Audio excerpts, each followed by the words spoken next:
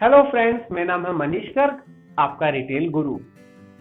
आज का टॉपिक उन लोगों के लिए है जो नया जॉब देख रहे हैं, अपने एग्जिस्टिंग जॉब में ग्रोथ करना चाहते हैं, कोई दूसरा जॉब ढूंढ रहे हैं या जिनका लॉकडाउन की वजह से जॉब चला गया है।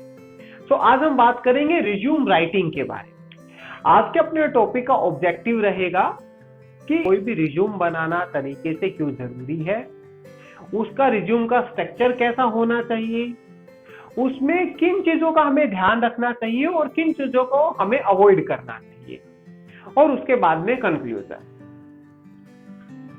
रिज्यूम क्यों इंपॉर्टेंट होता है? एक पावरफुल रिज्यूम वो होता है जो आपको आपके ड्रीम जॉब के इंटरव्यू तक पहुंचा सकता है और आपकी ड्रीम जॉब को ड्रीम ही बना के रख सकता है। लाइक तो वहां तक आप पहुंचे नहीं पाते हैं। कोई भी ऑर्गेनाइजेशन है वो सबसे पहले रिज्यूम से ही शॉर्टलिस्ट करती है कैंडिडेट्स को, और एक रिज्यूम होता है वो वर्चुअली आप ही होते हैं। उसके अंदर आपकी हॉबी, आपका पैशन, सब चीजें उसके अंदर मेंशन होती है। इसके लिए एक पावरफुल रिज्यूम बनाना, एक अच्छे तरीके से रिज्यूम बनाना बहुत ज्यादा इंपॉर्टेंट है। रिज्यूम का स्ट्रक्चर कैसा होना चाहिए? रिज्यूम में सबसे ऊपर आता है आपकी डिटेल, जिसमें आपका होता है नाम, आपका ईमेल आईडी और आपका कॉन्टेक्ट नंबर। वो चीजें सबसे ऊपर रहती है। फिर इसके बाद में आता है कि आपका कैरियर का ऑब्जेक्टिव क्या है, आप कैसे आगे बढ़ना चाहते हैं, आपका गोल क्या है, वो इसमें मेंशन किया जाता है। आप जिस फील्ड के लिए इंटरव्यू दे रहे हैं, आप वैसा आप कैरियर का गोल अपना लिख सकते हैं।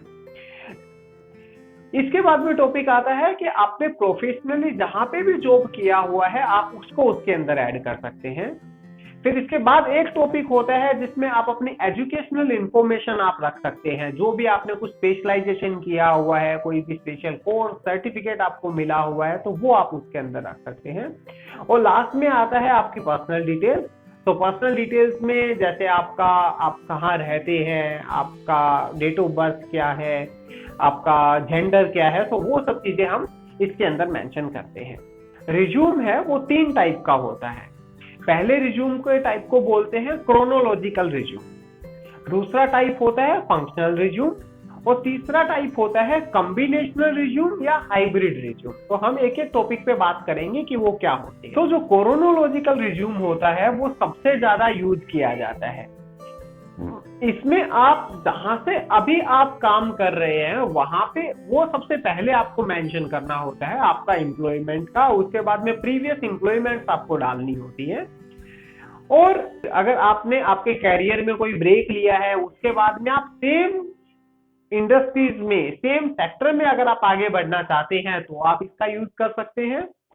या फिर अगर आपको आपके करंट ऑर्गेनाइजेशन में अगर आपको ग्रोथ मिले हैं तो आप इसका यूज कर सकते हैं। अभी सबसे पहले जैसे हमने नेम, फोन नंबर और ईमेल आईडी रख दिया, उसके बाद में आपने आपका ऑब्जेक्टिव या आपका जो करियर का ऑब्जेक्टिव है वो आपने डाल दिया।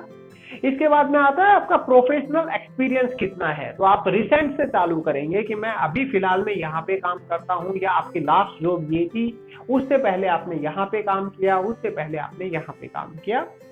एजुकेशन क्वालिफिकेशन उसके बाद में आएंगी, जिसमें आप डालेंगे कि आपकी सबसे पहले हाईएस्ट क्वालिफिकेशन, फिर लोअर आपके डिटेल्स के साथ में, और इसके बाद में आएगा नीचे पर्सनल डिटेल।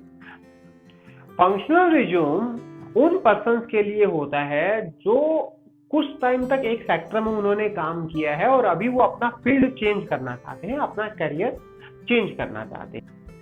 इस रिज्यूम के अंदर अपने जॉब या प्रीवियस डिटेल को जॉब डिटेल को फोकस नहीं किया जाता। इसमें आपके जो एबिलिटी है, आपकी क्वालिफिकेशन है, उन सब चीजों पे ज्यादा ध्यान दिया जाता है। और इस रिज्यूम में वो पर्सन ज्यादा इस रिज्यूम को बनाते हैं जिसका एक फील्ड से ज्यादा प्रोफाइल जिसने मैनेज की हो, ज्यादा फील्ड, ज्यादा सेक्टर में जिसने काम किया हो, वो जनरली फंक्शनल रिज्यूम यूज करता है। इसका स्ट्रक्चर कैसे होना चाहिए? तो सबसे पहले वही सेम अपना नाम, ईमेल आईडी, कॉन्टैक्ट नंबर। उसके बाद में आता है आपका समरी, यानी कि करियर ऑब्जेक्टिव क्या है। उसके बाद में आती है आपकी स्किल्स, जिसमें आप अपना एजुकेशन जिसमें आप अपना जो स्पेशल स्किल्स जो आपने डिफरेंट प्रोफाइल्स में गेन किए हैं वो आप डाल सकते हैं। उसके बाद में आएगा आपका वर्क हिस्ट्री कि आपने कहाँ कहाँ पे काम किया हुआ है। फिर एजुकेशनल डिटेल कि आपका सबसे पहले हाईएस्ट क्वालिफिकेशन, फिर लोअर वो करके आप अपने को एजुकेशन डिटेल्स में, और बाद में आएगा आपका पर्सनल डिटेल।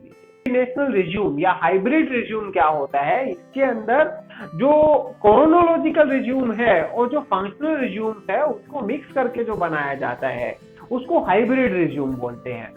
तो इसमें प्रीवियस एम्प्लॉयमेंट का जो डेट है उसको आप मेंशन कर सकते हैं, आपकी नॉलेज है, आपकी स्किल्स है उसको आप मेंशन कर सकते हैं। अगर आपके पास में डिफरेंट सेक्टर्स की अगर स्किल्स हैं तो आप उसको भी मेंशन कर सकते हैं और उसको बता सकते हैं। इसका डिटेल कैसा होना चाहिए, तो इसमें आप सेम, ऊपर तो सेम ही रहेगा, नेम है, फिर आपका ईमेल आईडी है, कॉन्टेक्ट नंबर है, उसके बाद में आप रखेंगे educational qualification. Educational qualification priority पे आएंगे कि आपने कहाँ कहाँ पे आपकी एजुकेशन आपने की है, की स्किल्स, आपकी क्या स्किल्स है, क्या आपकी खूबी है, क्या खासियत है। वर्क एक्सपीरियंस, अगर आपको कोई वर्क एक्सपीरियंस है तो वो यहाँ पे मेंशन कीजिए, और उसके बाद में नीचे आएगा पर्सनल डिटेल। तो ये आपका हो गया हाइब्रिड रिज्यूम का स्ट्रक्चर। रिज्यूम में अपने को किन किन चीजों का ध्यान रखना चाहिए, तो सबसे पहले आपको रिज्यूम जिस भी प्रोफाइल के लिए, जिस भी सेक्टर के लिए आप अप्लाई कर रहे हो उसके लिए कस्टमाइज होना चाहिए। तो अगर आप मान लीजिए रिटेल के लिए अप्लाई कर रहे हो तो उस तरीके का रिज्यूम आपको ध्यान में रख के बनाने का है। अगर आप मार्केटिंग के लिए कर रहे हो तो उस टाइप का रिज्यूम बनाने का है। तो एक रिज्यूम है वो हर जगह पे फिट नहीं होता।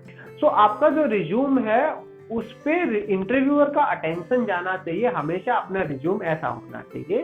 तो आपको पैराग्राफ से ज्यादा बुलेट पॉइंट आपको रखने चाहिए। अगर मान लीजिए आप अपना वर्क एक्सपीरियंस बता रहे हैं या अपनी स्किल्स बता रहे हैं या साथ में आप अपना एजुकेशन बता रहे हैं, तो आप बुलेट पॉइंट का ज्यादा से ज्यादा यूज कीजिए, ना कि बड़े बड़े पैराग्राफ लिखिए। बड़े पैराग्राफ इंटरव्यू कभी भी पढ़ने का उसके पास में इतना टाइम नहीं होता है कि वो सारे पैराग्राफ पढ़े। अपने को ऐसे कीवर्ड्स का यूज करने का है, ऐसे फॉन्ट का यूज करना है जो मशीन के द्वारा भी पढ़े जाए। तो आप जनरली जैसे एरियल है या कैलिबरी है या फिर ये सब आप यूज कर सकते हैं फॉन्ट्स का। आपके जो फॉन्ट है वो फॉर्मल होने चाहिए, मतलब बहुत ज्यादा फैंसी फॉन्ट है या बहुत ज्यादा ओकेजनल फॉन्ट है उनका यूज नहीं करना, फॉर्मल फॉन्ट होना चाहिए। आप फॉन्ट का साइज है वो 12 से 14 के बीच में, 12 to 14 के बीच में आप अपना फॉन्ट का साइज रख सकते हैं। आप अपनी हैबिट लिखते टाइम पे जरूर ध्यान दीजिएगा, क्योंकि इसके ऊपर आपको इंटरव्यू के टाइम पे क्वेश्चन भी हो सकता है और इंटरव्यूअर आपको जज भी करता है कि आप हैबिट क्या लिख रहे हैं। तो वो आप लिखते टाइम पे जरूर अपने रिज्यूम में ध्यान रखिएगा। किन चीजों का अपने को रिज्यूम में अवॉइड करना चाहिए, सबसे पहला अपने को रिज्यूम बहुत ज्यादा लेंथी नहीं बनाने का। तो हमेशा रिज्यूम 1 पेज से या 2 पेज के बीच में ही होना चाहिए, 2 पेज से ज्यादा का रिज्यूम नहीं बनाने का है अपने को। हमेशा ध्यान रखिए कि कोई भी स्पेलिंग या ग्रामेटिकल मिस्टेक नहीं होनी चाहिए रिज्यूम के। कभी भी अपने को जार्गन है, स्लैंग्स है, एक्रोनिम्स है, उनका अपने को यूज नहीं करने का। तो मान लीजिए रिटेल में आप दे रहे हैं, आप केपीआई लिखेंगे, बीएस लिखेंगे, टीएस लिखेंगे, शायद वो आप उससे फैमिलियर हैं पर इंटरव्यूअर शायद उससे फैमिलियर नहीं है। तो आप हमेशा फुल फॉर्म आप लिखिए, जैसे की परफॉर्मेंस इंडिकेटर हुआ या बास्केट साइज हुआ या टिकट साइज हुआ। तो अपने को स्लैंग है या अपने को एक्रोनिम्स है वो अपने को यूज नहीं करने का है। आप रिज्यूम के अंदर फोटोग्राफ ऐड मत कीजिए अगर आपकी कंपनी ने, अगर इंटरव्यूअर ने स्पेसिफाई नहीं किया है तो। कोई डिस्क्लेमर आपको रखने की जरूरत नहीं है अगर कोई कंपनी ने, इंटरव्यूअर ने नहीं मांगा है तो। जो सब्जेक्ट होता है वो बड़ा इंपॉर्टेंट होता है। तो अपने को जो कैरियर ऑब्जेक्टिव है जो आपको लगाने का है वो आप इंटरनेट से ढूंढ के कहीं का भी कॉपी पेस्ट करके मत लगाइएगा, वो अपना खुद का होना चाहिए तो इंटरव्यूअर उस पर ध्यान दे सके। और कभी भी अपने डिटेल्स में झूठ नहीं बोलना चाहिए। इंटरव्यूअर आपसे ज्यादा स्मार्ट है, आप ये समझ के चलिए, तो उसको पता चल जाता है कहाँ पे आप झूठ बोल रहे हैं, और फिर बाद में भी आपको जॉब मिलने के बाद में भी आपको तकलीफ हो सकती है अगर आपने रिज्यूम में कुछ भी आपने गलत लिखा है तो ये सब चीजों का है अपने को ध्यान नहीं रखना चाहिए इंटरव्यू के टाइम पे। किसी ने बिल्कुल सही कहा है कि with resume it is not about writing everything, it is about including the right thing. मतलब कि आपको हर चीज लिखने की जरूरत नहीं है, पर आपको सही चीज है वो आपको इंक्लूड करने की जरूरत है। तो थैंक यू। अगर आपको मेरा आज का वीडियो अच्छा लगा हो तो प्लीज इसको लाइक कीजिएगा, शेयर कीजिएगा और सब्सक्राइब कीजिएगा। मैं जो रिज्यूम का फॉर्मेट है वो मैं अपने लिंक में भी नीचे रख रहा हूँ, तो आपको वो गूगल फॉर्म से भी आप उसको ओपन कर सकते हैं, तो आपको थोड़ा आइडिया आएगा कि क्रोनोलॉजिकल जो रिज्यूम है वो कैसा होता है और आप उसमें उस तरीके से अपना रिज्यूम बना सकते हैं। Thanks a lot.